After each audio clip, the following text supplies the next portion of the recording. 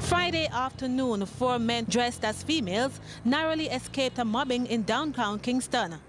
Just last week, a male was beaten in Falmouth, Trelawney because he was dressed as a female. The issue of violence against gay men, especially mob violence, is definitely a reality. Stacey Ann Jarrett is the executive director of Jamaica AIDS Support for Life, where she works closely with Jamaica's embattled gay community. If it's an individual, you will have verbal attacks, but you won't necessarily have physical attacks because it's one-on-one.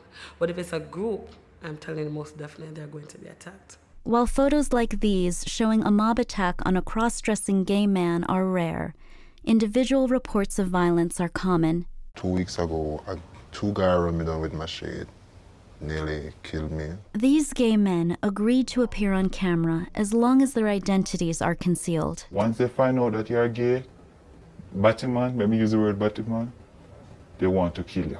People have been beaten, people have been chopped, people have been forced out of their communities, people's homes have been burnt down. I've had to respond to the calls late at nights, early mornings, throughout the day when I'm at my job. Carlene, who asked that her last name and face not be revealed, runs the hotline at JFLAG, the main gay rights advocacy group in Jamaica.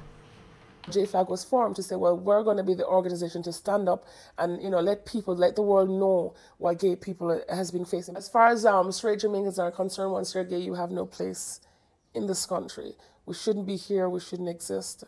For Representative Ernest Smith, a member of Jamaica's ruling Labour Party, the very existence of JFLAG is an offense to his country's laws and moral codes. I am very concerned that homosexuals in Jamaica have become so brazen. They have formed themselves into organizations. They're on the street. In fact, they're abusive. They're violent. And something that the Minister of National Security must look into. We're not saying that gay people should be obliterated from the face of the earth. We're not saying that. My government has never said that. My government will never say that. And nor am I saying that. But because your behavioral pattern is in breach of all decency, guess what? Keep yourself to yourself. Do not try to impose your filth on others. Don't force others to accept you and your filth. Gay people in Jamaica always have to hide because, once you're discovered to be gay, that could mean the end of your life. That's not true. They're lying. They're just seeking publicity. Representative Smith, like many people here, believes that most reports of anti-gay violence are simply false. Persons in Jamaica are not, without more, attacked and beaten and, as you say, killed by reason of being homosexuals. Most homosexuals are killed by other homosexuals because of jealousy. Ernest Smith saying that there's no violence against, against the gay community. That's just a way of escaping the reality of what is really happening. It's a very convenient excuse for doing nothing.